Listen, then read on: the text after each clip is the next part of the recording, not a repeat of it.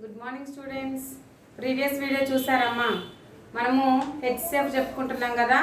నేను మీకు 3 examples explain చేశాను. నెక్స్ట్ 3 ఎగ్జాంపుల్స్ని హెచ్సిఎఫ్ చేయమని చెప్పాను కదా. చేశారా? చేసిన వాళ్ళు నాకు వాట్సాప్ చేయండి. అవి లేటర్ రాగా నేను మీకు చెప్తాను. అలాగే నెక్స్ట్ టెక్స్ట్ బుక్స్ ఓపెన్ చేయండి. Page number 44.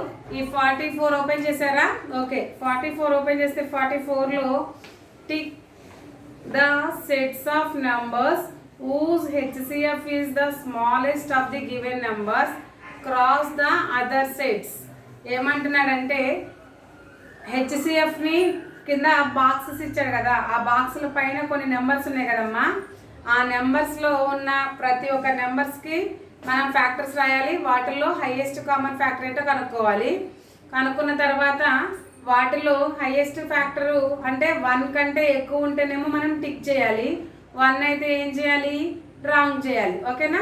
సో ఫస్ట్ తను మనకి ఆల్రెడీ ఇచ్చేసాడు, టిక్ అని ఇచ్చాడు, అంటే మనకి హెచ్సిఎఫ్ 1 కాదు అని.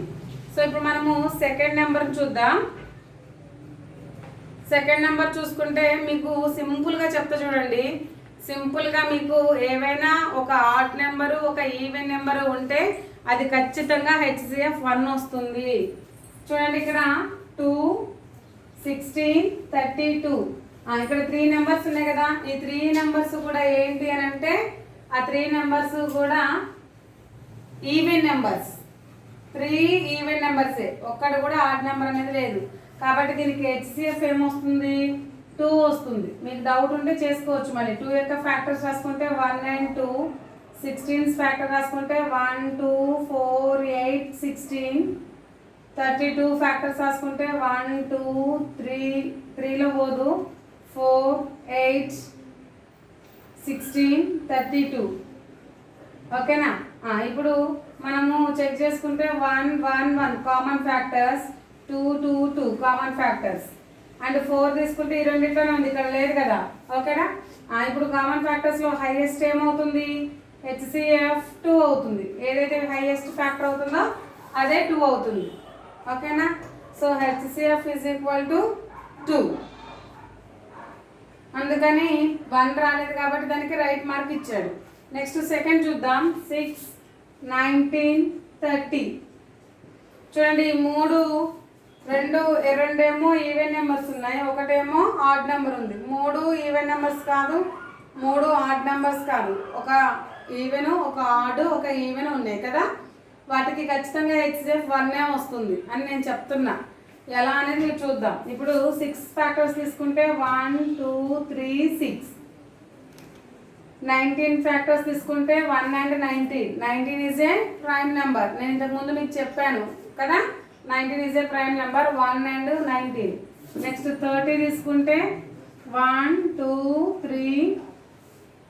నెక్స్ట్ 6, 5, 6, 10, 15, 30.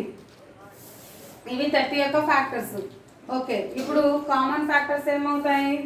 1, 1, 1, 1, 1, 1. ఇంకేమైనా కలుస్తాయా? చూడండి, ఇక్కడ 2, 3, 2, 3, 6 కలిసింది కానీ మధ్యలో దానికి లేదు కదా. సో ఇప్పుడు కామన్ ఫ్యాక్టర్ ఏమవుతుంది? 1 అవుతుంది. అప్పుడు హెచ్సిఎఫ్ ఏమవుతుంది? వచ్చిందే 1 కాబట్టి హెచ్సిఎఫ్ కూడా 1 అవుతుంది. అంతే కదా.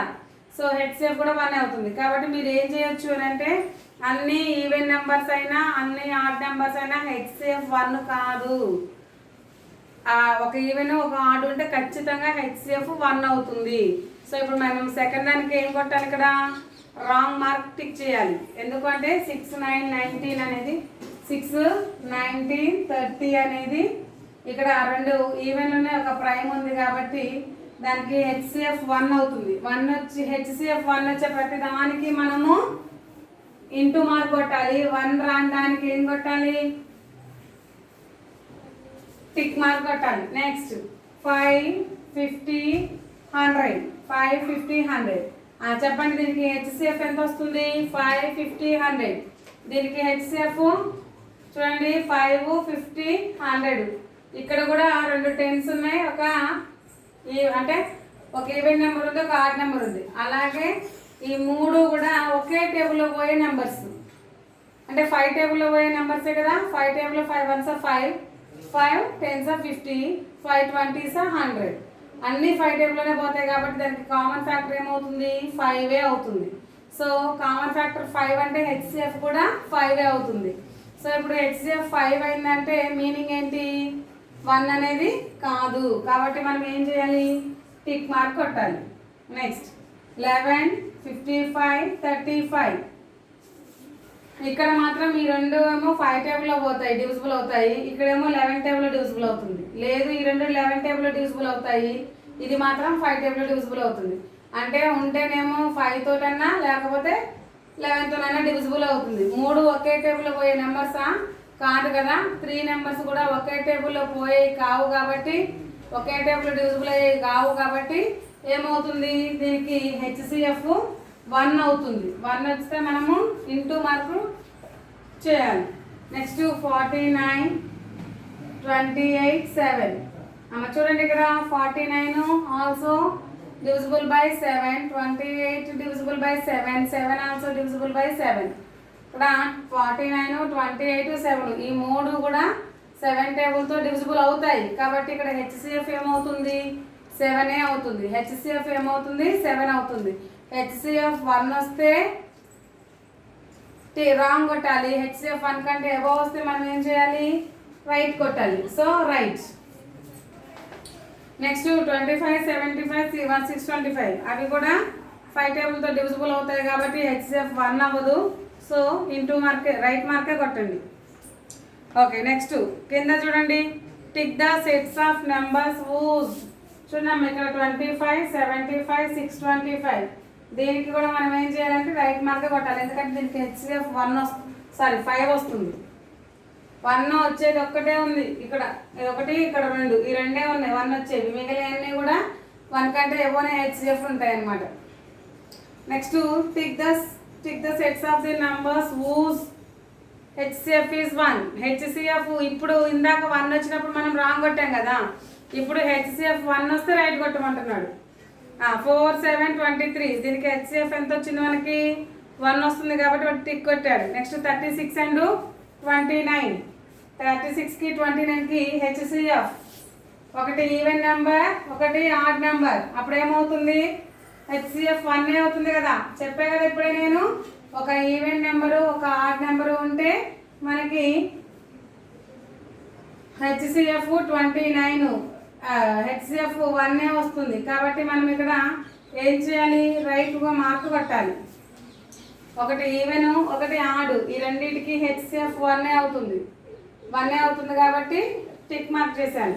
నెక్స్ట్ 7, 14, 28 చూడండి, చెక్ చేయండి ఒకసారి. 7 is divisible by 7, 14 is divisible by 7, 28 is divisible by 7. 3 numbers all are divisible by 7. Then the HCF is 7. 7 టేబుల్తో డివిజిబుల్ అవుతాయి కాబట్టి వాటికి హెచ్సిఎఫ్ కూడా 7 అవుతుంది.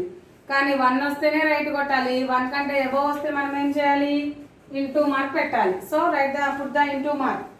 నెక్స్ట్ 13, 5, 16. 13, 5, 16 చూడండి అమ్మా, ఇక్కడ 13 is a prime number and also 5 is a prime number. Here 16 is a even number. Then 3 numbers డిఫరెంట్గా ఉన్నాయి. ఏ ఒక్కటి సేమ్ టేబుల్లో డివిజిబుల్ అవ్వవు. 13 టేబుల్లో 5 డివిజిబుల్ అవ్వదు, 5 టేబుల్లో 16 డివిజిబుల్ అవ్వదు. సో 3 నెంబర్స్ వేరు టేబుల్స్లో డివిజిబుల్ అవుతాయి కాబట్టి వాటికి హెచ్సిఎఫ్ ఏమవుతుంది, 1 అవుతుంది. అంటే అన్నీ కూడా ఒకటో టేబుల్లోనే పోతాయి, అందుకని హెచ్సిఎఫ్ 1 అవుతుంది. సో 1 అయితే మనం టిక్ మార్క్ పెట్టాలి కదా, టిక్ పెట్టేసేయండి. నెక్స్ట్ 12, 60, 70. 12, 60, 70 చూడండి ఇక్కడ 12, 60, 70 2 టేబుల్లో డివిజిబుల్ అవుతాయి అండ్ 3 టేబుల్లో డివిజిబుల్ అవుతాయి. ఓకేనా, 2 టేబుల్తో డివిజిబుల్ అవుతాయి. అన్ని ఈవెన్ నెంబర్సే కదమ్మా, ఈవెన్ నెంబర్సే కాబట్టి 2తో డివిజిబుల్ అవుతాయి కాబట్టి మనకి 1 హెచ్సిఎఫ్ రాదు. So put the wrong mark. Next 31, 32. 31 is a odd number or prime number, 32 is a even number. ఒక ఆడ్ ఒక ఈవెన్, వాటికి హెచ్సిఎఫ్ ఏమవుతుంది, 1. Then write the tick mark. రాసుకోండి మీరు టెక్స్ట్ బుక్లో నేను పెడుతున్నా కదా, అలాగే మీరు రాసుకోండి.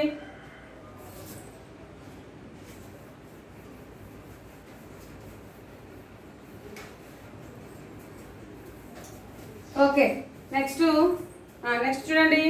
Which the following of the following numbers, which the HCF of the following numbers, by just observing them write the appropriate reason for your answer. ఏమంటున్నాడంటే నెంబర్స్ ఇచ్చాడమ్మా, ఆ నెంబర్స్కి హెచ్సిఎఫ్ కనుక్కోవాలి, తర్వాత రీజన్ కనుక్కోమంటున్నాడు. 9 and 50, 10 ఈ 3 నెంబర్స్కి హెచ్సిఎఫ్ 1 అంట. 1 is the only common factor of 9, 50 and 10. ఈ మూడింటికి కామన్ ఫ్యాక్టర్ 1 కాబట్టి దానికి హెచ్సిఎఫ్ కూడా 1 అవుతుంది అని రాశాడు రీజన్ కూడా. నెక్స్ట్ 6, 18, 30 ఈ 3 6 టేబుల్లో డివిజిబుల్ అవుతాయి కదా, అందుకని 6 is a factor of 18 and 30. ఇప్పుడు మనము 7 and 17కి ఫ్యాక్టర్స్ కనుక్కోవాలి. ఓకేనా? So write the 7 and 17. 7 and 17 factors రాయాలి కదమ్మా. 7కి ఫ్యాక్టర్స్ ఏంటి? 1 and 7. 17కి factors 1 and 17 because 7 is a prime number and 17 is also prime number. So here common factors are 1 and 1. Then HCF is 1. 1 వస్తుంది కదా. So మీరు ఇక్కడ ఏం రాయాలి? 7కి 17కి ముందు ఏం రాయాలి? 1 రాయాలి HCF. ఇక్కడ ఏమని రాస్తారు మరి? 1 is a factor of 7 and 17. 7 and 17 అలా రాసినా పర్లేదు, లేదు అని అంటే 7 and 17 both are prime numbers there అని రాసినా పర్లేదు. 2 ప్రైమ్ నెంబర్స్ కాబట్టి వాటి హెచ్సిఎఫ్ 1 అవుతుంది. ఓకేనా? నెక్స్ట్ 3, 5, 22. Next number 3, 5, 22. చూడండి 3, 5, 22. Write the factors of 3. 1 and 3. Factors of 5. 1 and 5. Factors of 22. 1, 2 and 11 and 22. Okay children, here the common factor is 1. Common factor is 1. Then 3, 5, 22 HCF is 1. Then 1 is a factor of 3, 5, 22. మీరు ఈ table రాసుకోండి, నేను మీకు డైరెక్ట్గా board మీద రాసేస్తున్నా కదా, అది మీరు చూసి టేబుల్లో రాసేయండి క్లియర్గా. Next 39 and 52.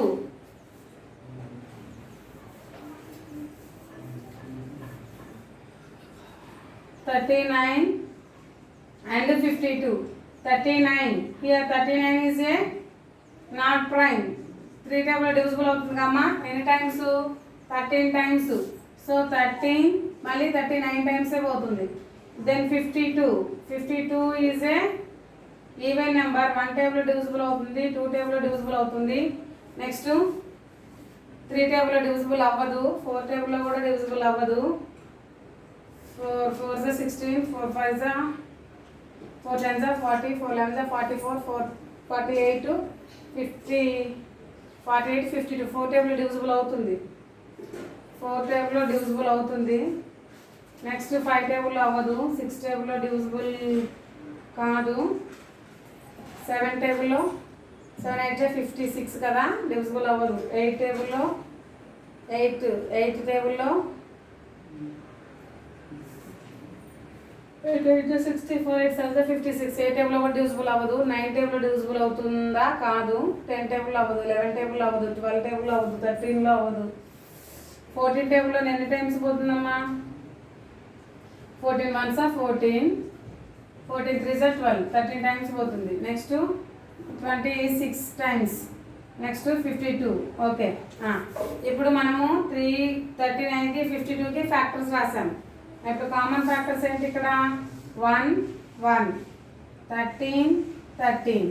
సో ఇప్పుడు కామన్ ఫ్యాక్టర్స్ 13 13. ఇప్పుడు హెచ్సిఎఫ్ ఎంత అవుతుంది? హైయెస్ట్ కామన్ ఫ్యాక్టర్ ఎంత అవుతుంది? 13. 13 is A highest common factor. So here 13 is a factor of 39 comma 52. 13 is a factor of 39 comma 52. Okay, next 5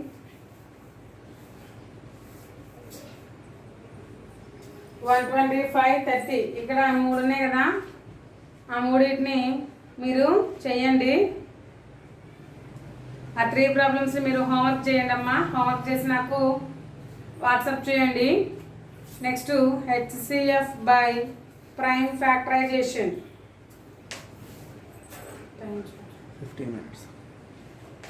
next ఈ 3 కూడా నేను చెప్తానులే, చూడండి ఒకసారి, లేకపోతే మీరు మళ్ళీ ఒకసారి చెక్ చేద్దరు. కానీ 5 125 30 5 125 30.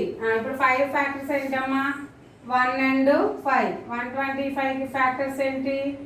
1 5 టేబుల్ డివిజిబుల్ అవుతాయి కదా. 5 టేబుల్ ఎన్ని టైమ్స్ డివిజిబుల్ అవుద్ది?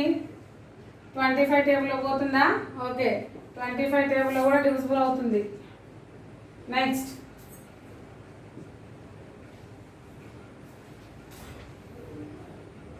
25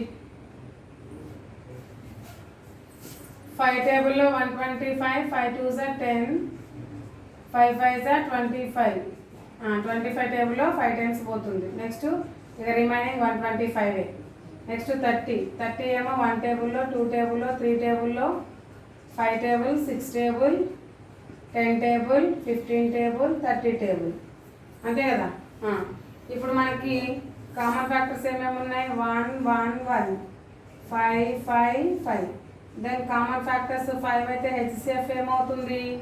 5 అవుతుంది. సో ఇప్పుడు ఇక్కడ మనకి నెక్స్ట్ నెంబర్ 5 125 30. ఇప్పుడు మీకు ఏమవుతుంది? Common factor 5. Then 5 is a factor of 5 125 30. ఓకేనా. నెక్స్ట్ 42 7 14. 42 7 14. 42కి ఫ్యాక్టర్స్ ఏమవుతాయి? 1 2 3 4 టేబుల్లో పోదు, 5 పోదు, 6 7. నెక్స్ట్ 3 టేబుల్లో 3 1s are 3 3 4s are 12. అంటే 14 టేబుల్లో పోతుంది, మళ్ళీ డివిజిబుల్ అవుతుంది. నెక్స్ట్ 2 టేబుల్లో 21 టైమ్స్. నెక్స్ట్ 42. ఓకే. నెక్స్ట్ 7 టేబుల్లో 1 and 7. 14 టేబుల్లో 1 2 7 14. ఇప్పుడు కామన్ ఫ్యాక్టర్స్ రాయండి. ఇక్కడ కామన్ ఫ్యాక్టర్స్ 1 1 1 అండ్ 7 7 7, ఇంకంతే. సో ఇక్కడ కామన్ ఫ్యాక్టర్స్ ఏమవుతాయి? నెక్స్ట్ నెంబర్కి 42 7 14కి common factors is 7. Here 7 is a factor of 42 7 14. 42 7 14. Next last number 36 25 7.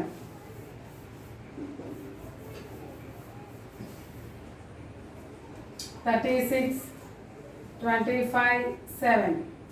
36 factors రాయండి. 36 factors are 1 2 3 4. నెక్స్ట్ 5 పోదు, 6. Next 8 table 9 table 9 4 36. 9 టేబుల్ 3 టేబుల్లో 12 టైమ్స్, 2 టేబుల్లో 18 times, then 36. Next 25 25 1 5 25 7 1 and 7. Common factors are 1 1 1. So ఇక్కడ last number 36 25 7. Common factors are 1. Here 1 is a factor of 36 25 7. Table మొత్తం fill up చేసుకోండి text బుక్లో. ఈరోజు చెప్పిన క్లాస్ విన్నారు కదమ్మా. మీరు మళ్ళీ సేమ్ అదే క్లాస్ని, ఈరోజు చెప్పిన క్లాస్ని మీరు హోంవర్క్ నోట్స్లో నీట్గా రాసి నాకు చూపించండి. అలాగే టెక్స్ట్ బుక్లో కూడా మీరు ఫిల్ చేయండి. ఫిల్ చేసిన వాటిని అన్నింటినీ కూడా క్లారిటీగా కనిపించేలాగా ఫోటో తీసి వాట్సాప్ చేయండి. అవి రైటర్ రాగానే నేను చెక్ చేస్తాను. ఓకేనా children? Next class will be tomorrow. Continue.